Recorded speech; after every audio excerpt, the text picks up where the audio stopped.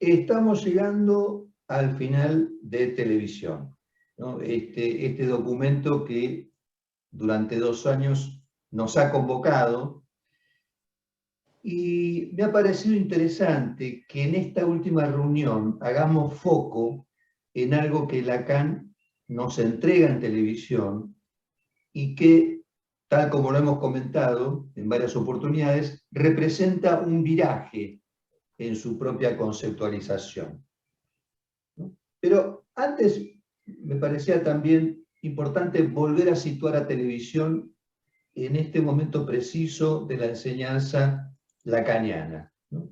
Sabemos que televisión data de 1973, y entonces ya han transcurrido más de 20 años desde que Lacan comenzara a tejer su propia conceptualización respecto al psicoanálisis, ¿no? En ese recorrido que él mismo caracterizó como un retorno a Freud.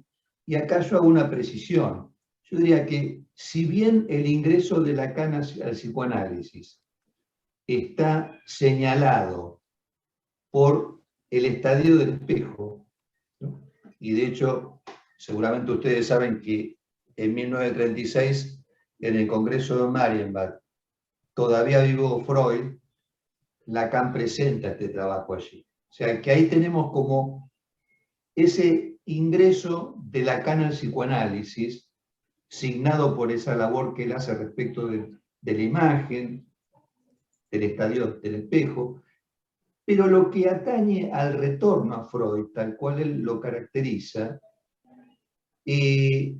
data del principio de la década del 50. O sea, un retorno a Freud inicialmente nutrido con los aportes de Lévi-Strauss, de Saussure y de Jacobson. De hecho, ayer estaba leyendo una conferencia de una serie de conferencias que dio Lacan en Estados Unidos en 1975, y alguien le pregunta cuánto le debe a Lévi-Strauss en sus desarrollos, y dice, muchísimo, casi todo, ¿no? Dice.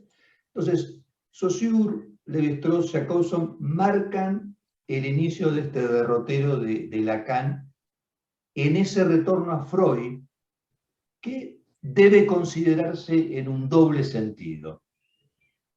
Por un lado, constituye una invitación a reanudar la lectura de Freud en un momento preciso de la historia del psicoanálisis, efectivamente en la posguerra, poco más de 10 años después de la muerte de Freud, un momento en el cual Lacan entiende que los sucesores del fundador omitían, olvidaban o tergiversaban conceptos fundamentales del psicoanálisis.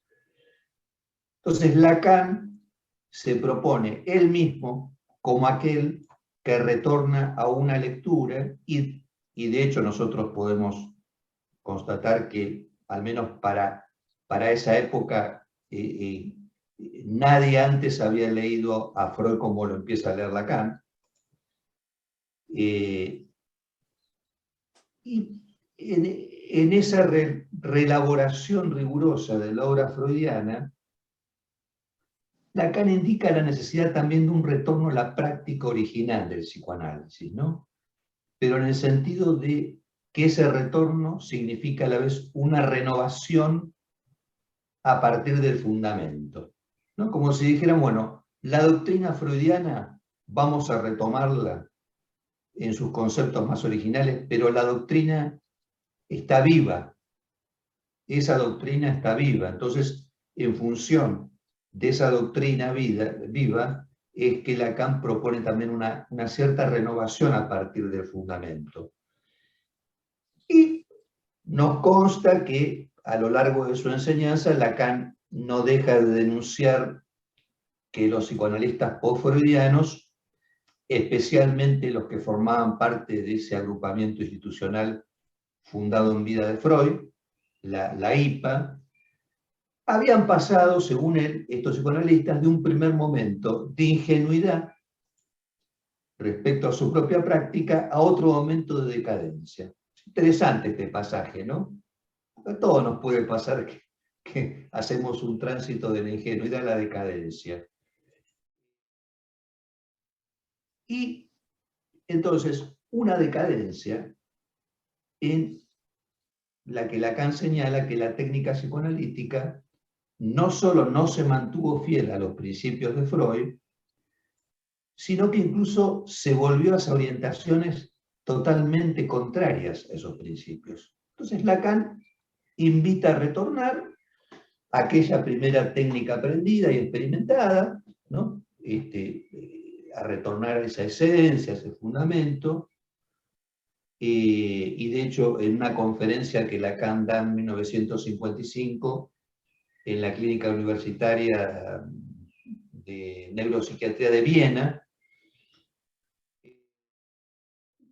una conferencia que él llamó El sentido de un retorno a Freud, justamente señala esto, la necesidad de volver a esta primera técnica aprendida y experimentada en el psicoanálisis. Bueno, esa conferencia luego aparece en los escritos bajo el nombre de la cosa freudiana.